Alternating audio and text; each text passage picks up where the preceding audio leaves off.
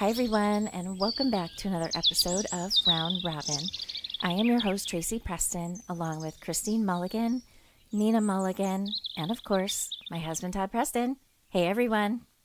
Hi. Howdy. Hello, everybody. Today, we will be discussing the show we did in Season 4, Episode 3, Four Missing Girls.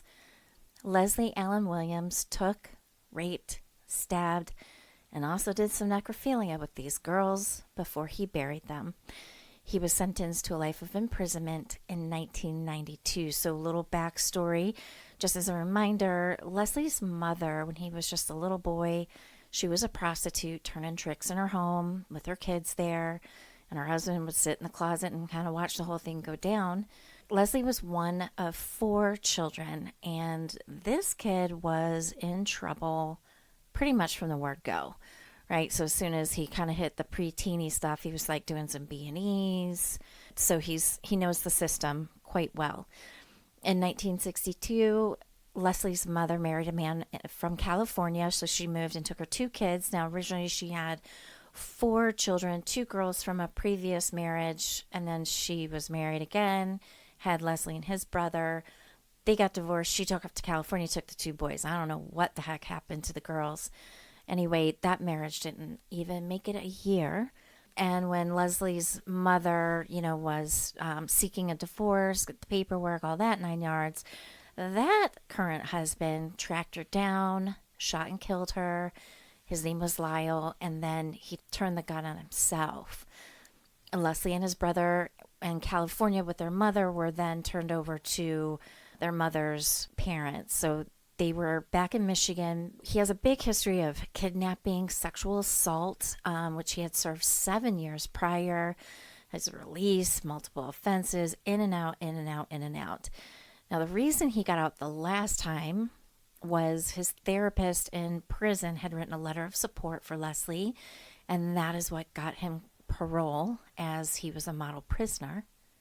Probably because he knew how to play the game of manipulation. I mean, he's been in and out of institutions his entire life, and he knew just what to do, what to say, how to act, and how to play that game. On May 24th, 1992, he abducted a young woman out of the cemetery, and this was an abduction that was witnessed. There was a couple in the cemetery, and they're like, oh my God, we need to go for help. And luckily for that girl that was in the trunk is that as soon as that couple pulled out of the cemetery, there just so happened to be a police officer right there. So Leslie's car went zinging out of the cemetery. It was exactly the car that the couple had explained to the officer. So he tracked him down. Leslie kind of went off the road, tried running away, but the cop got him, slapped some cuffs on him. And that's when he heard all the commotion in the trunk. And when he opened it up, there was a young woman in there that was close to suffocation from a zip tie cuff that was wrapped around her neck, and her hands were also zip tied behind her back. In that trunk was also a gun, a knife, and some more of those zip ties. Now, when I watched a show on this, Oprah Winfrey had Leslie on her show via teleprompter, and one of the questions she asked him was, hey, what do you do after you kill someone? And his response is, well, you just let it go. It was Leslie's ex-girlfriend that led detectives to a burial site of a kitten. So Leslie had a girlfriend. She had a kitten. It just all of a sudden came up missing.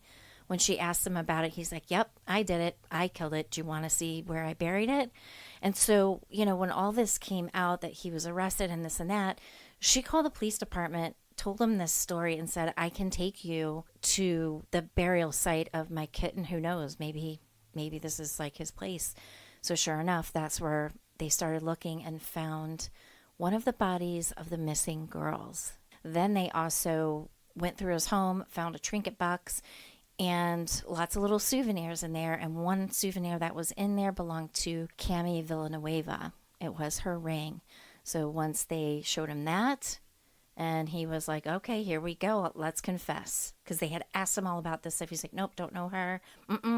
Never saw that girl. Never saw that girl. And now all of a sudden, I guess he's just like, well, let's do it. I'm caught. Let's roll. Also, right after he had gotten out of prison, right? So he's on parole. And that's kind of how he ran into Cami Villanueva, is he worked at like a party store. And it was a party store that Cami would visit. And so I think he kind of set his sights on her and started following her because he knew where she lived. He abducted her from her home, peeping in the windows. Now, the other girl, Cynthia Jones, who was 15, she was with her boyfriend at the park, and that was just an opportunity. He was prowling, he was hanging out, so that was an opportunity. And then we have Michelle Urban, who was 16, and Melissa Urban, who was 14. And those two sisters loved to go for walks. And again, it just, well, no, he was actually watching. So these girls after dinner every night would go on the same walk. They'd be gone for like an hour and a half or so. And so one night he was just ready to do it. Opportunity was right and he struck. And I just find that one, they're all disturbing, but that one bothers me the most. The two sisters, right? So I don't know what he did. He must have zip tied one of them. Maybe he zip tied one around a tree just like he did Cynthia Jones's boyfriend. Well, it puts the sisters in a bad situation too, because if he has one sister and he's got a hold of her, and he's telling the other sister, "Don't you fucking make a noise, don't nothing, or I'm gonna hurt your sister." What do? You're gonna be as quiet as possible. You are going to agree to anything because you don't want anything to happen to your sister. So it was just a bad case scenario, where these two young girls are being total compliant because for fear of what's going to happen to their best friend, essentially. Right. Yeah. Right. And that's just so crazy to me how awful that must have been, knowing like, oh my God, he's got my sister. Because initially when I was doing the show, because we don't know if this girl was zip tied around a tree so she couldn't go anywhere. I mean, that would kind of make sense that he would do that, make it so she couldn't run. But even if she wasn't, I mean, what would you do? Could you run knowing that your sister something bad was happening to her? Like, what would you do? Yeah, I don't think I could. I don't think I could leave my sister. It's crazy. So this guy is doing life. Like with the boyfriend that he zip tied to the tree. And then, if I remember correctly, when we first talked about it in the podcast originally, didn't we discuss how they were going after him for it for a minute? Yeah, exactly. They're like, what's up with this kid? Yeah, they weren't buying his story, know. They didn't believe it until they went out to the woods where he was. And he's like, this is the tree. And they're like, oh, yep, okay. There's the zip ties broken. How'd this kid break those? Because these are professional grade zip ties. These are like what the police would have, what they would carry. And then as he's like, they went that way. And as they started looking, they're like, oh, shit, this happened. Because there was a big footprint with a smaller footprint next to it, walking in that direction. And then they matched the boy's footprint up with the man's footprint, and they clearly did not match. Leslie had much larger feet. Mm-hmm. Yep. Yeah, I'm just going to add it in here too. I know we've talked on a couple of our podcasts. Michigan is really big on footprints. They really are, and I think maybe other states should follow. Because that shit works out. Well, I think the one thing that stands out is there's so much outdoor area in Michigan, backwoods, that kind of stuff, So I think footprints are one of the clues that are maybe the most easiest to find. Where if you're living in an urban, area, you're not gonna see those footprints. Right. On sidewalks and pavement. I get it, and I applaud it, and I respect it, because it's like a nod to the American Indian way. I mean, that's how the original trackers would be detectives, is based on footprints and broken branches. You know what I mean? Yeah, right on, for sure. That's the original American detective work right there. Put your ear to the ground and listen for the buffalo. Right? Yeah. Exactly. Yeah, so I'm so happy that this guy's just going to rot away for the rest of his life. And that's what drives me insane about a lot of the crimes that we've talked about, where they have people like, no, you are a danger to women. You should never be out again. And then sure as shit, boom, they're out. And what do? They escalate, or they just continue. Right. Yeah, because that was the case with this guy Mm-hmm. for a hot minute for it. And then came out and did even more horrific things. Exactly. See, I kind of theorize. I think I think he kind of wanted to get caught, because once he did get caught, got nailed with the first murder, he totally spilled his beans about everything else. Yeah. Very nonchalant, like the, what was that girl? The butterfly girl. Do you guys remember her name? Remember the People Burgers? We all just know about her as the butterfly lady because you can't get those butterflies out of your head anymore. I know. It really scarred me a little bit. Yeah, a lot of these stories are very scarring. Mm-hmm. Very much, Trace. I know. Okay, it was the Chris Reagan story. Yeah, it was the Chris Reagan story. But I just cannot remember her name, though. I don't think she deserves to have her name out there. We'll just call her the butterfly lady. Yep. Which, by the way, you're kind of ruining butterflies for a lot of people, but whatever. It's ruined for me, so there. I know. We see, like, people with butterflies decorating their houses. We're like, how many people did they kill? Take those down. That's not good. The whimsicalness of a butterfly is completely tainted for me. Right. I can't do it. I used to like them, but I'm over it. All I can think about is that check, and she was bad. Bad news bears. Yeah, but I mean, butterflies do mean, spiritual kind of things for a lot of people.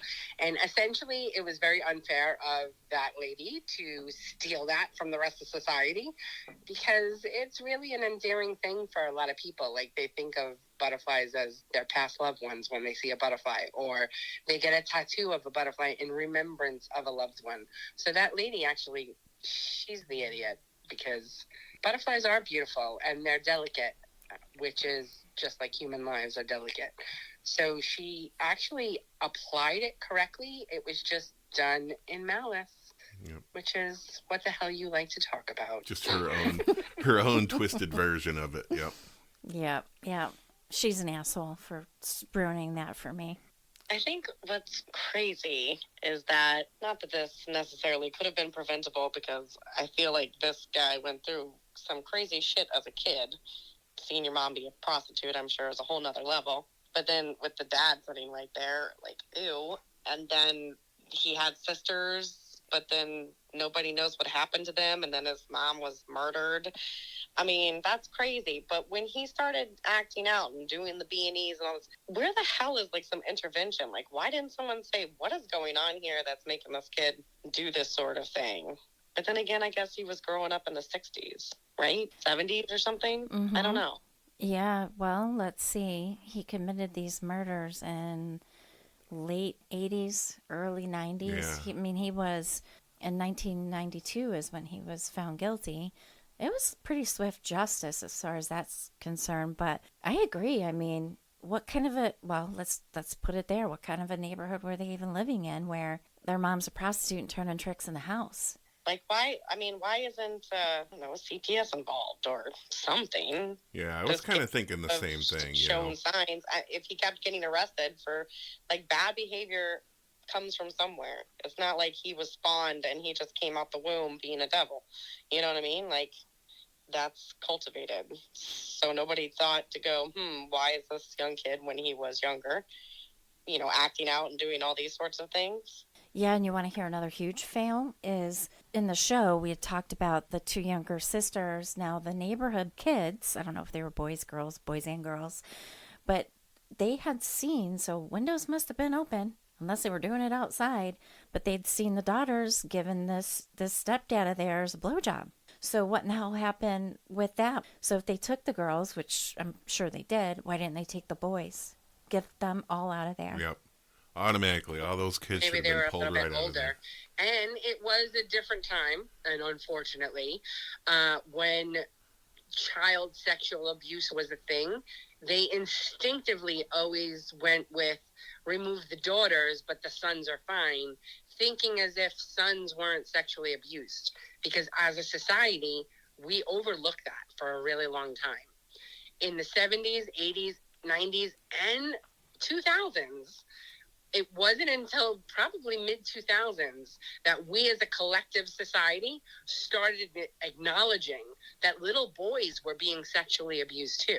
Well, look at the police didn't even believe the kid that he had been tied to a tree. Right. Probably because he was a boy. Yeah. Like, why would he make that up? Why would you go to the police and say, I've been tied to a tree and this is crazy, and the police not believe you because you're, what, a boy? Well, you're a boy and your girlfriend is murdered now. Right. Well, I mean, it doesn't. It kind of reminds me. Look, I'm round-robining back to Chris Reagan's story, but just like the detective Liz Frizzo, when she involved Michigan State Police, and because they needed help, they just didn't have many people on the force, and they were like, "Oh, it's his ex-girlfriend, the one who reported him missing," and she's like, "No, dude, no, I'm not going after her because you have to learn how to read people." You know what I mean? So you've got this kid, this disheveled kid. He's completely fraught with fear and how scared he must have been, like, not only what happened to him, but where's his girlfriend? Like, you couldn't look at this kid and figure out that this 16-year-old boy is not making this up. Right. Yeah, well, I don't want to, not credit some people with their acting abilities, because there are some people that will tell a torrid tale and they will sell it very convincingly and be as evil as the day is long. So I don't blame them for at least taking a look at him. I don't want to say that I blame them for that, because they should have. No stone should go unturned when you're talking about missing people in general, no matter what sex they were. So I don't want to harp too much on how they harped on him. I just pointed that out earlier to say, like, they still didn't look for this guy, in that instant. They went with the easiest first, which is fine. I don't really want to discredit that. And, detective work, it's a process, right? Nothing that I know of. I'm not a detective. I'm just a nurse, But my thing is the society portion of it, going back to why he was left with his mother. It was an impoverished situation, obviously. Like you said, they were living in a neighborhood where the mom's turning tricks and neighbors are watching the kids give their stepdad blowjobs. You know what I mean? Obviously, it paints a picture, not mid-class suburbia, I'm thinking. Just a guesstimate, but I'm probably accurate. There was a fail in the school system. Like, this boy was definitely showing signs of not conforming in school. We don't hear anything about any of that. Then he goes to prison the first time, and okay, so yes, you said that happened readily and quickly and speedy justice and all that. But then they let him out, and then what?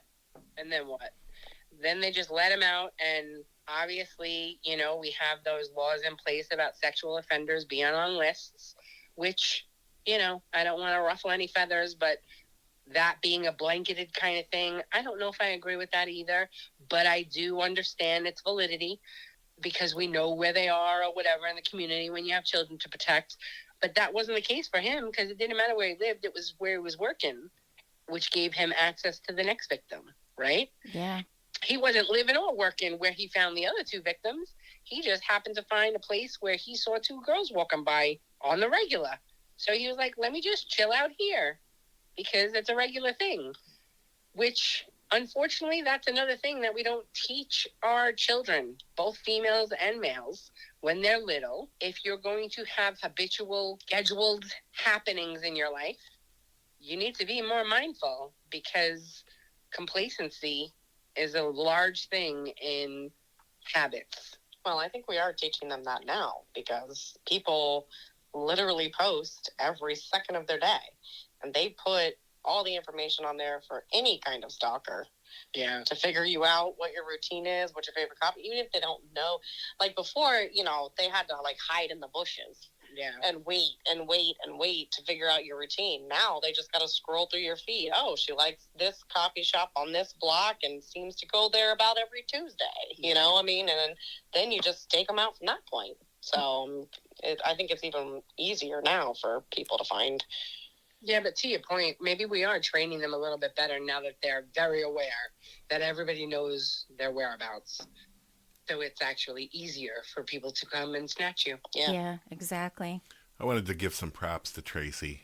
Going back to the Chris Reagan story, you remembered the name of the good guy, but couldn't remember the name of the bad guy in the story. And I think that's how it should be. Exactly. Yes. Yeah, see, I got to chuck him in the fuck it bucket. I don't like you. Yep. You're bad. Thanks, hon. You're welcome.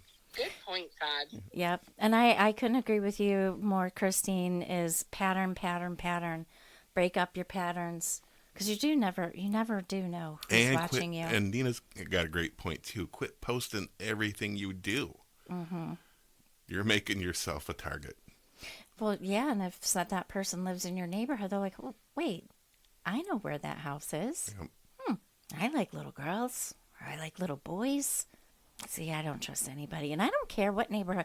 You could be living in the wealthiest neighborhood. Oh, absolutely. Sometimes those are the worst. Mm-hmm.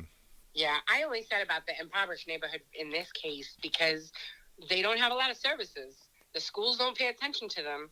And, unfortunately, in America, the poorer you are, the less access you have to assistance. So in this evil dude's case, yes, he was evil. He probably had a slew of dissociative disorders that are undiagnosed because of his childhood, but he never got diagnosed. So he never got help. He never learned right from wrong, essentially, because he lived the life that he lived. And then he turned into what he turned into. And unfortunately, sometimes the help is too little too late. So there's no help for some people because they waited too long to get helped. And unfortunately, the more impoverished you are, especially in this country, but I think it goes everywhere. I think that's a global effect, is the more impoverished you are, the less access you have to health, education, and food and water, the more likely you are to turn out not so great, unfortunately, which is a horrible thing, which makes me one of those fruitcakes that thinks that things should be a little bit more even in the world. But what the hell do I know? Yeah, I'm with you. And as you were saying that, I'm sitting here thinking, okay, like I'm picturing a neighborhood that he's possibly living in.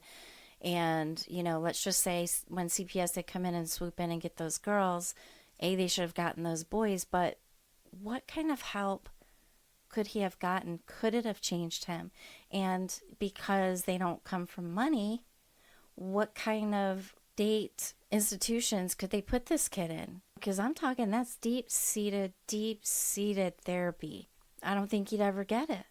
No, he'd never get it because he wouldn't have the insurance to cover the institutionalization. Right. Well, he did, though. I mean, shoot. The state. The only what do they have? The only institution. Orphanages? I mean, that's never a good thing. Boys' home. Haven't never heard of anybody coming out of a boys' home that got like the Nobel Prize. Yeah. You know what I'm saying? It's not likely to happen.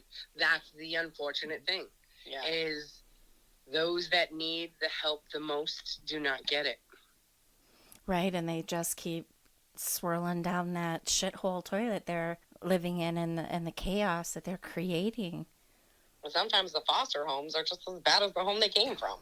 That's true. Unfortunately. That is a heartbreaking truth for me. I really hate talking about foster care because on one hand, you hear great.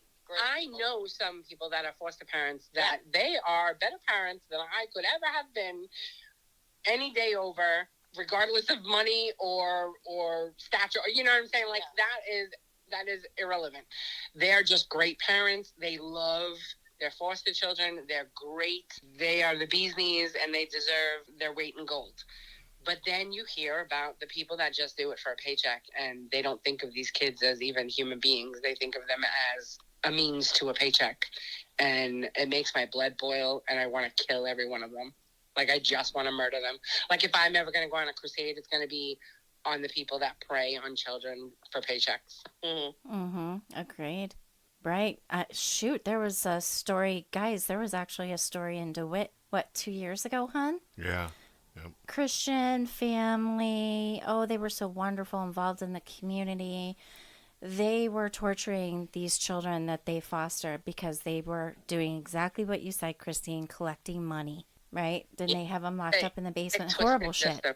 It's a twisted system. We've talked about it on a lot of our podcasts.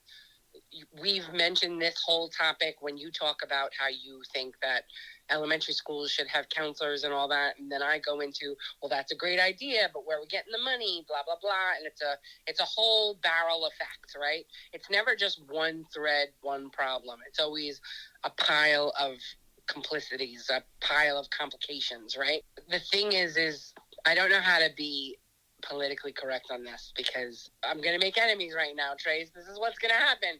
But this is the whole point to socialized medicine. And I don't mean to ruffle anybody's feathers. I'm just a nurse, who's worked in the system and sees how it works. I don't know. I may know a little bit about some things, but I probably know a lot about nothing. I get it. I don't have the answers. I'm not a Nobel laureate, you know what I mean? But ultimately, even when we're talking about murderers, we're talking about could we have prevented them from being murderers had they had equitable chance at being sussed out before they became a problem. I'm with you. And I'm talking about sussing people out and profiling people on what your brain tells us, because they have all those theories too. And we've seen all those horrific futuristic movies like, if you have this trait, we're going to kill you off because you're bad for society and you're likely to commit murder.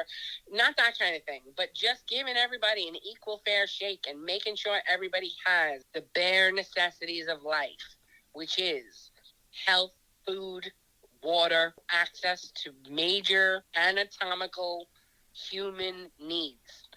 If we just had a basic human needs baseline for everybody to get something, no matter what kind of house you lived in, whether you lived in a shack shanty or you live in a mansion, when you go to school, you get XYZ. And XYZ is breakfast, lunch, and some health. Right, and mental health. Yeah, medical health. Physical, mental health. Mm-hmm. I'm with you. I'm still so pissed off that we don't have socialized medicine at this point. Germany had it back in the 40s, P.S. Yeah. Germany. Yeah. Yeah, I know. But I don't want to get too political. I know. It just makes me political nuts. podcast because if it was, I don't know. I don't know. I'm not into the hate mail. I completely respect everybody's opinion, and I just ask that you respect mine. We don't got to fight about it. We don't got to debate. We're just talking about what we could do. What is one of the many things we could do to help hinder horrific crimes like this? And horrific crimes like this, killing of innocent young children for sexual deviance in his 30s, when he did it in his 20s already. We could have stopped this. We could have done more instead of just institutionalizing him in prison one time and then thinking he paid his debt to society and let him out without diagnosing him with all of the litany of things that he most likely had. Yeah, and the other thing that makes me absolutely insane is they thought he was the model parolee. He put on such a good show, right? Meanwhile, P.S., I'm killing girls. I'm snagging them out of cars. I'm I'm just walking in their houses and getting them. But I'm reporting in, hey, everything is A-okay. All right, so you want to know where my twisted mind goes with that? Mm-hmm. Is was taught what to do. He learned how to do it exactly. Mm-hmm. We failed to teach him not to kill little girls. Yep. We taught him how to be a model parolee, the things that we wanted from him. We wanted him to be in line when he's supposed to be in line, to be ready to be called when he was being called, to be ready to stand there straight, to be ready to speak when spoken to. All of those things that make him a model parolee, show up when he needs to. We taught him all those things. Yeah. And he learned them and he did them. Mm-hmm. So that makes me actually even more angry in a weird way, because the things that we did teach him, he learned, and he did, and he followed through with. But we never taught him how to deal with his impulses. We never taught him how to rationalize his irrational thoughts. We never taught him right from wrong ever in his life. We as a society, I mean. Agreed. We as a society never helped him in those ways. And then we were shocked and appalled when he kept doing what he was doing. That is insanity. Do you think, though, that somebody that far along in their life and with such violent criminal acts can ever really be taught anything new Well, see, or rehabilitated. I mean, I'm not saying, obviously, I'm sure there are some, but that's the thing, is it's debatable. Violent crimes, I don't know. Yeah, I don't know either. I don't think that you pull somebody back from the brink of psychopathy. I don't know either, but where's the data on the evidence that they tried? Where's... No, we know they don't. Exactly. They don't rehabilitate. So how are we ever going to know? To go back into society, but then society doesn't let them back in anyway because we have all these laws that say they can't get jobs. So right. If a person can't get a job, how do you expect them to survive? So of course they're going to do what they already know how to do, which is easy money, which is usually criminal, and then they're back in the system again. So yeah, I think rehabilitation.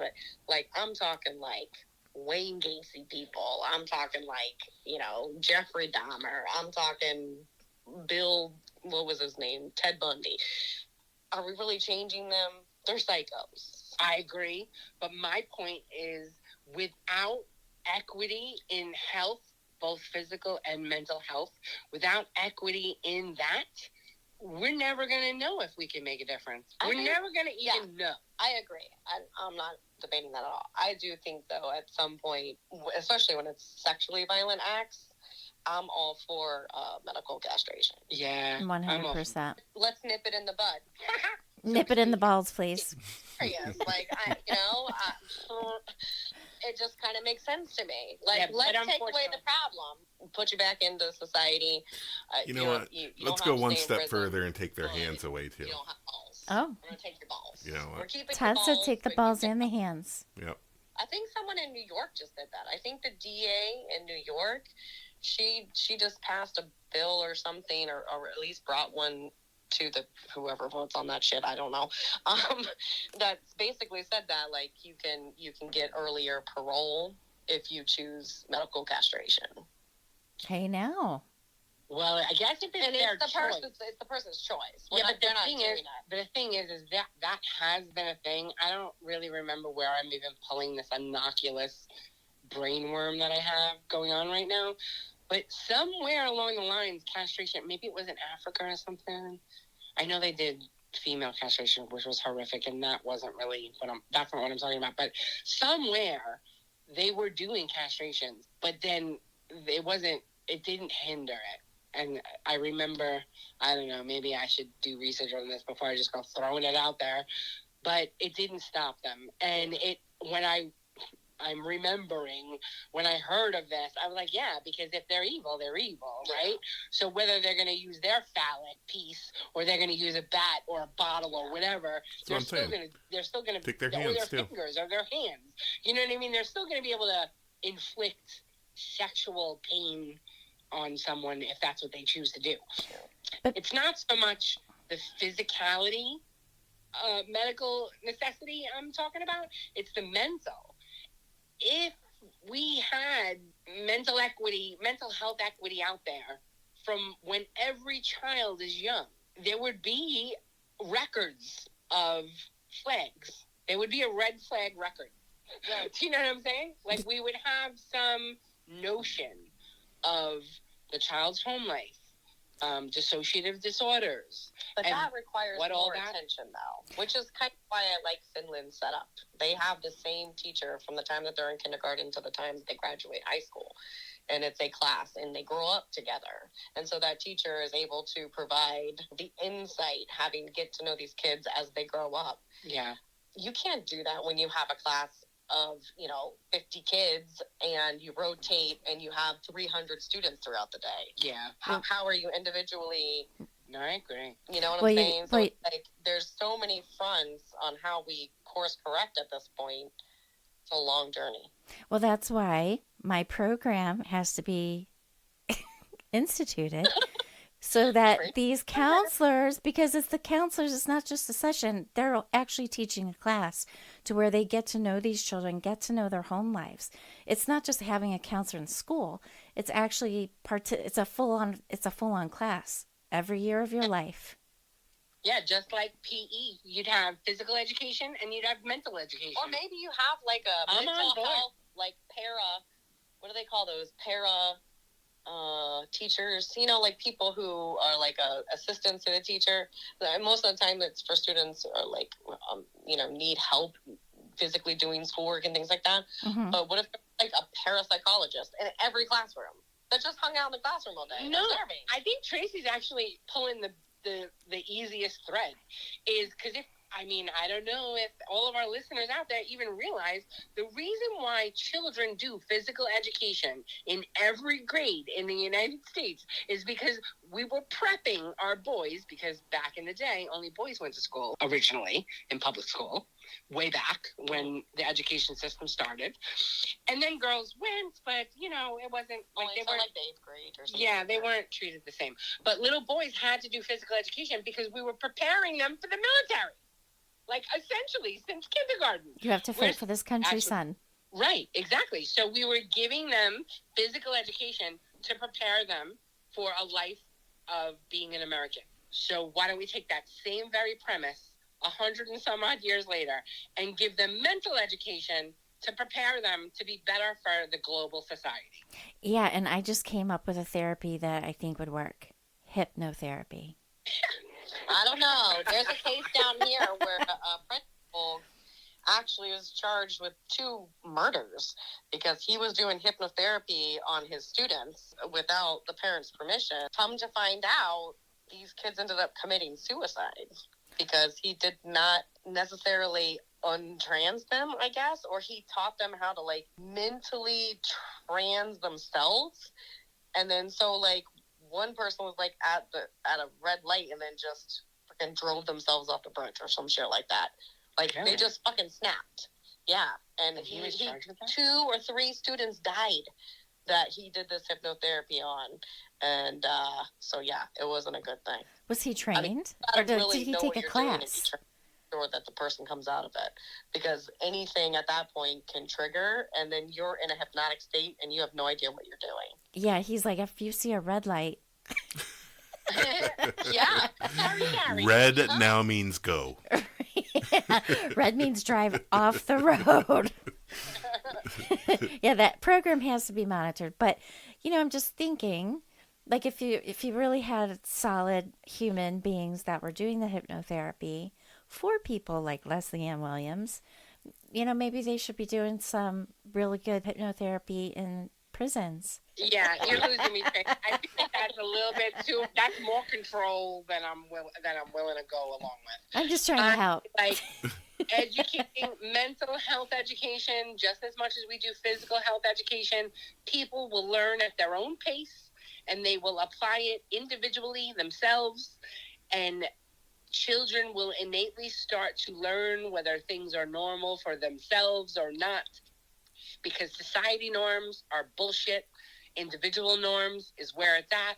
And I think that if everybody was educated to those things, that we would be a better society for it. And you know what? I'm claiming victory because I've been pushing this damn theory, this thing I want to do for months. And I finally got you on board.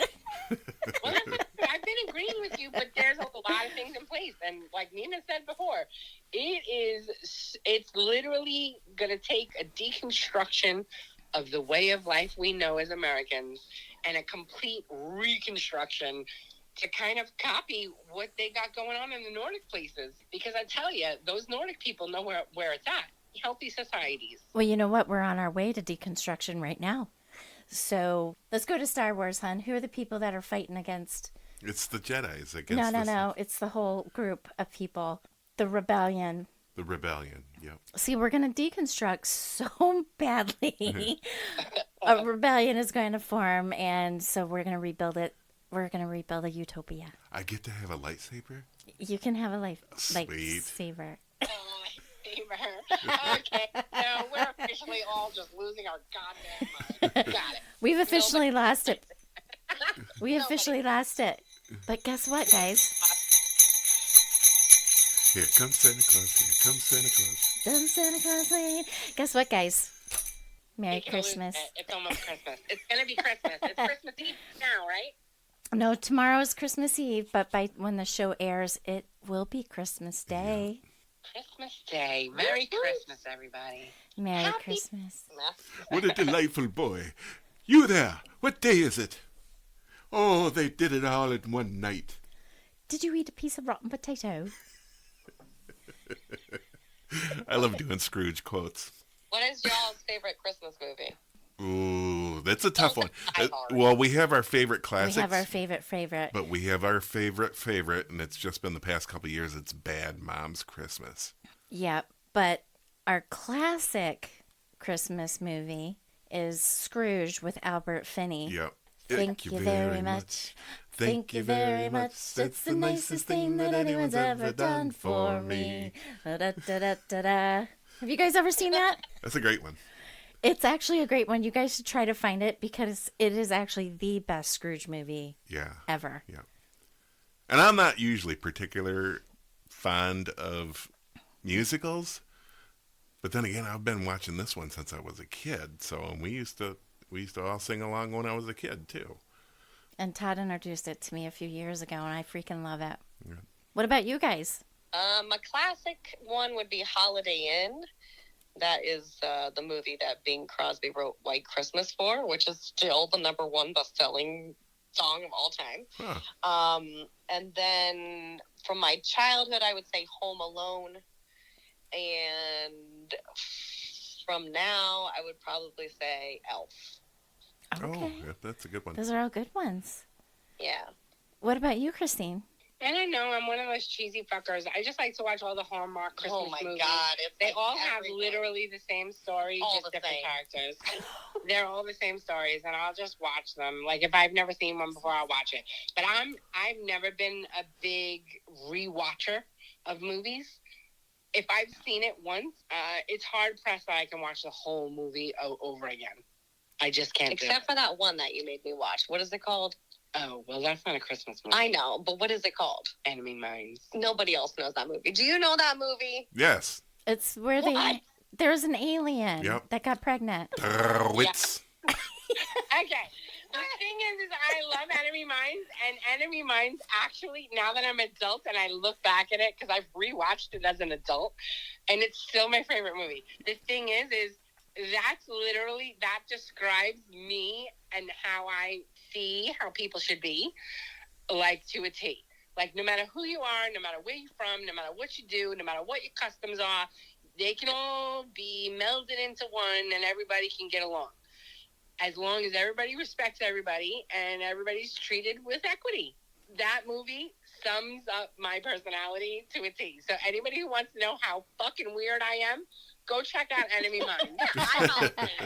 I fell asleep. Nina's like, nope. Essentially, it's a white privileged spaceman from Earth, goes to a different planet and gets marooned there, and runs into an alien species, which is played by Gossett Jr. What's his name? Louis Gossett Louis Jr. Gossett with Jr. Dennis Quaid. And Yep. he's the alien guy. Yep. And they're both guys, but I guess the alien guy's kind of like, like a lizard person. Mhm. And Anunnaki. well, I don't know, but it's before that whole Anunnaki, well, I can't even say that word, Anunnaki thing came about. So it predates everybody talking about them. But he was like a lizard man. So lizards, they can self-reproduce. So they're kind of, what do you call that? When you're both hermaphrodite, he's kind of like a hermaphrodite, right? So he can self-impregnate himself. That's how they reproduced. Weird. So he was man and woman, kind of on his, like, if we have to humanize it, right? Like, and in the movie, he explains that to, oh my God, who played the white guy? Dennis Quaid. Dennis I Quaid. fell asleep. I don't know. Dennis Quaid. Yes, Dennis Quaid. Right. So he explains that to Dennis Quaid in part of the movie. So when he's giving birth, he dies while he's giving birth. So Dennis Quaid takes the baby out of his stomach and raises the baby. I cried, by the way. Some of my favorite scenes in there is when Dennis Quaid is raising the baby, they're playing football, like he made a football, and they're going back and forth, and he's like, I forget what he calls him, Papa or something like that. Like, uncle, whatever, uncle, yeah, why are my hands different from your hands? And like the way he tells him how his hands are different, like, oh, I love it. I love everything about that movie. She loves it so much that we have it on DVD, and we had to hook up the DVD player when we were in the middle of a hurricane to watch this. And she's like, this is the best movie ever. You gotta watch this. You're gonna watch it again and again. What is going on here? So I'll have to watch it again, but I did fall asleep. I'm sorry. Yeah, like you really have to analyze the movie. But if you analyze the movie, that's me in a nutshell. Everybody should just all get along, learn each other's ways of life, respect them, and Respect the differences. Absolutely. Well, we're going to watch it tonight, probably, after we watch a Christmas movie. Yeah, and A Christmas Story. That is a classic, super fun one, and that never gets old. Oh, and the new one, too. The third one. Yeah. Because they did the second one, and that one wasn't very good. But the third Christmas Story was actually really good. Yeah, I liked it. The fantasy, the daydreaming, and seeing all that stuff. That's always a favorite. And that god-awful pink bunny suit. You'll shoot your eye out, kid. Yeah. All I ever think about when I think about the Christmas Story, you're gonna shoot your eye out. When they get their tongue stuck on the lamp. Oh, outside the light pole. We were watching that. We were watching that the other day, and I think this kid actually stuck his. We think he really did. He actually stuck his tongue to that frozen pole. That shit looked real, and I did that. I don't know about you guys when you were kids, but my mom had one of those ice makers that were metal, and it had the handle on it, crank, crank. And I was like, I'm gonna do it. And I did. I stuck my tongue on there. I'm like, that sucker wouldn't come off. That's painful because then you rip off your taste buds. Yeah. It's not good. Well, we should wrap it up, you guys. And so we all here at Malice wish everyone a safe, happy, beautiful holiday and Merry Christmas and Kwanzaa and I don't know. What are the other ones? All of them. Hanukkah. Chris Kwanzaa. Chris Kwanzaa. Happy Chris Kwanzaa, everyone. Wait a second. Boxing Day's coming up, too. Happy holidays. Happy holidays, Happy everyone. holidays. Aw. All right, everybody. Enjoy your Christmas, and we will see you back on Friday for F-Bomb Friday. That's All right. Merry Christmas, everyone. right. Merry Christmas. Happy holidays. Merry Bye-bye. Bye, guys. Ho, ho, ho.